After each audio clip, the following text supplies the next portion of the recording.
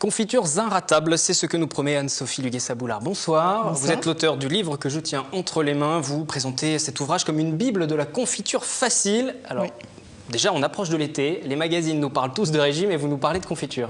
Bah oui, parce que c'est aussi la période des fruits. C'est aussi la période des fruits, mais la confiture, c'est pas le plus diététique. Si on peut faire de la confiture diététique. Alors, on peut alléger. On fera jamais une confiture complètement diététique. Je vais pas faire de fausses promesses, mais on peut alléger. Effectivement, on peut réduire de 20 à 25% la quantité de sucre. On peut mettre d'autres choses comme le sirop d'agave qui a un fort pouvoir sucrant, mais qui est moins calorique. Mais une confiture sans sucre, ce n'est pas possible puisque la confiture en fait se gélifie grâce au sucre. Alors, l'idée pour vous, c'est quoi? C'est de donner des conseils pratiques à ceux qui n'ont jamais fait de confiture ou ouvrir d'autres perspectives. Parce que vous me l'avez dit, avant de commencer cet entretien, la première fois que vous avez fait une confiture, vous avez raté. Oui, voilà, c'est ça. En fait, voilà, d'où l'idée du livre. Donc, en fait, en ratant sa première confiture, on se dit, c'est pas possible. Tout le monde fait des confitures, pourquoi moi, j'y arriverai pas? Donc, j'ai essayé de voir, effectivement, pourquoi j'avais raté. À chaque fois, pourquoi est-ce que je ratais? Pourquoi est-ce qu'elle était liquide? Pourquoi elle était trop épaisse? Pourquoi j'avais des moisissures? Et j'ai trouvé, en fait, la solution à chaque fois pour éviter tous ces désagréments. Est-ce que c'est difficile? Ça coûte cher? Est-ce qu'il faut être du matériel de professionnel? En fait, une fois qu'on a compris, c'est super facile. C'est juste, voilà, que j'avais pas la technique, je connaissais pas certaines petites astuces comme le test de l'assiette. Alors le test de l'assiette, c'est vous mettez une petite assiette au congélateur. Quand vous pensez que votre confiture est prête, vous mettez une petite goutte. Donc vous prenez votre assiette, vous mettez une petite goutte de la confiture sur l'assiette. Comme elle est froide, si ça fige, c'est que la confiture est prise. Si ça continue à couler, c'est que la confiture n'est pas prise. Vous continuez la cuisson. Donc une fois que vous avez compris ça, la confiture vous la ratez plus. Est-ce qu'il faut du matériel de professionnel? Pas du tout, pas du tout. Non, un fait tout basique, des cuillères en bois. Des petits pots récupérés, du recyclage. Alors dans votre livre, on trouve de tout. Les confitures classiques, forcément, fraises, marmelade d'orange, et puis il y a aussi des inattendus, confitures de betterave ou encore de courgettes. Ouais. On peut faire de la confiture avec tout. On peut faire de la confiture avec tout. Moi, je fais même des confitures de galettes bretonnes, par exemple. C'est original? Oui, comment ça se prépare? Une confiture de galettes bretonnes, vous prenez un paquet de galettes bretonnes. Alors après, vous mettez pour lier plutôt du beurre. Alors c'est ultra calorique, bien sûr. Oui, du beurre. Alors pour me donner bonne conscience, je mets du sirop d'agave. Si on n'a pas, on met du miel. Vous mixez tout ça. Et à la fin, vous mettez une feuille de gélatine et puis vous avez une confiture comme une pâte à tartiner, galette bretonne, mais vous pouvez le faire avec spéculoos, cookies. Votre recette préférée? Moi, j'adore kiwi vanille. Kiwi vanille. Alors, quelle est la différence entre la gelée à marmelade et la confiture? On parle souvent des trois, mais c'est pas la même chose.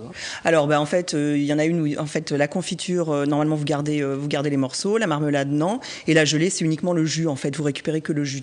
Voilà. Je vais faire une petite parenthèse. Au début du livre, vous en parlez, puisqu'on apprend aussi des choses sur le plan historique. La confiture, ça date de la haute antiquité. Oui. En Égypte, on faisait déjà des confitures. Oui, oui, c'était un moyen de pouvoir conserver les fruits, en fait.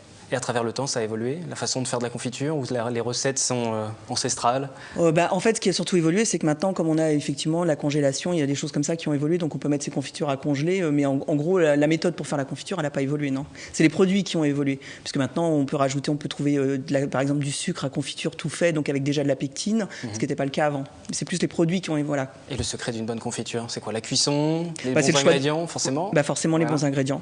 En fait, c'est le choix des fruits, c'est-à-dire qu'en fait, il faut vraiment, idéalement, alors je sais bien qu'on dit, normalement, la confiture, c'est aussi fait quand on a un surplus de fruits. Alors si vous avez trop de pommes, trop de cerises, mais idéalement, si vous avez quand même des fruits très frais et sans taches, sans rien du tout, c'est là que vous avez vraiment la meilleure confiture. Alors chaque problème a sa solution, vous nous l'avez dit. Trop liquide, trop de morceaux, trop cuites, et vous expliquez tout ça à travers les différents chapitres de cet ouvrage. On laissera les lecteurs le découvrir. C'est pas la première fois que vous éditez un ouvrage. Vous avez aussi écrit Mes petits déjeuners goûter magique, et puis Se soigner avec les fleurs de bac. Alors il y a un fil directeur donc à tous vos livres. C'est retrouver le goût du naturel. Oui, bien sûr. Alors c'est bien sûr parce qu'à la base, je viens d'une famille qui était quand même plutôt bio. Donc du coup, voilà, j'avais envie de retrouver des choses un peu saines.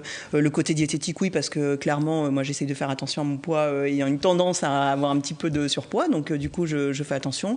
Et puis parce que j'aime bien aussi montrer que, alors typiquement, les petits déjeuners, les goûters magiques, c'est parce qu'on dit à tout le monde, on dit tout le temps, ah non, faut pas prendre un goûter, ça fait grossir. Mais c'est pas vrai. Si vous respectez les apports journaliers quotidiens, si vous restez dans les 25% pour le goûter, non, il n'y a pas de souci, ça va pas vous faire plus grossir.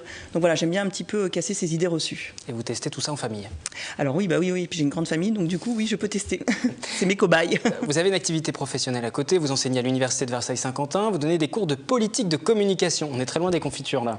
Ah oui, complètement. Alors ça veut dire quoi? Vous cherchez une autre voie professionnelle, une réorientation, ou c'est un plus, vous voyez ça comme un loisir? Non, en fait, à la base, j'étais plutôt journaliste et communicante, donc ensuite, on m'a demandé d'intervenir effectivement en faculté.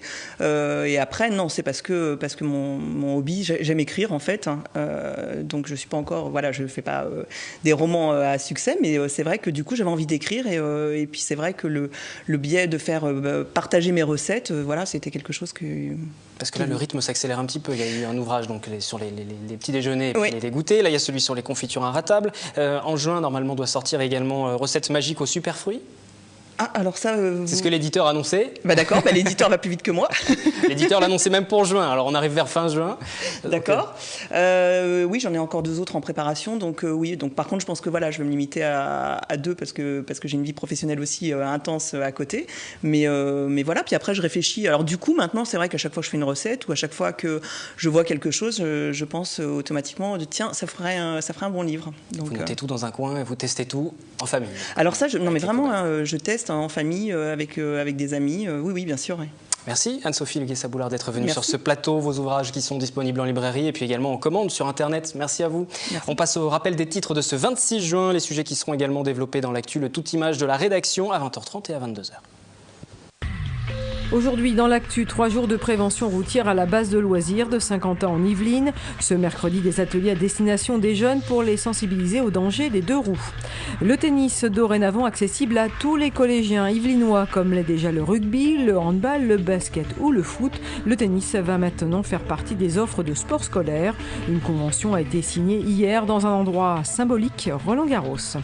L'art contemporain de retour au château de Versailles avec l'artiste portugaise Joana Vasconcelos. Elle expose 15 œuvres, dont une œuvre symbole Marilyn dans la Galerie des Glaces, des chaussures en forme de casserole. Enfin, la fête de la ville de Montigny, le Bretonneux, avec cette année un accent mis sur les arts de la rue et une drôle de déambulation le samedi soir. 3000 personnes y ont participé. Et les députés ont donc fait aujourd'hui à 15h leur rentrée dans l'hémicycle. Au programme élection du président, formation des groupes. Le travail parlementaire à proprement parler débutera la semaine prochaine avec une session extraordinaire qui se prolongera jusqu'au 2 août et qui devrait aboutir sur une loi de financement rectificative afin de dégager 7 à 10 milliards d'euros d'économies supplémentaires. En attendant, nous avons suivi aujourd'hui les élus yvelinois. Le reportage complet sera à découvrir dans notre prochaine édition. Mais on écoute d'ores et déjà Valérie Pécresse, la députée d'opposition de la 2e circonscription des Yvelines. Je crois que nous allons être une opposition constructive bien sûr, mais d'abord vigilante. Parce que moi je suis très inquiète des 20 milliards de dépenses non financées qui ont été annoncées par François Hollande pendant les législatives. Et donc je crains que la facture soit très lourde à payer pour les Français. Je pense que le mois de juillet va être le mois de la facture. Hollande va devoir se démasquer, dire qui va payer ses promesses de campagne. Et il ne faut surtout pas que ce soit l'emploi qui soit pénalisé à la fin. Fin du 7-8, je vous retrouve en direct demain à 18h. Nous ferons bien sûr le point complet sur l'actualité du département. Excellente soirée.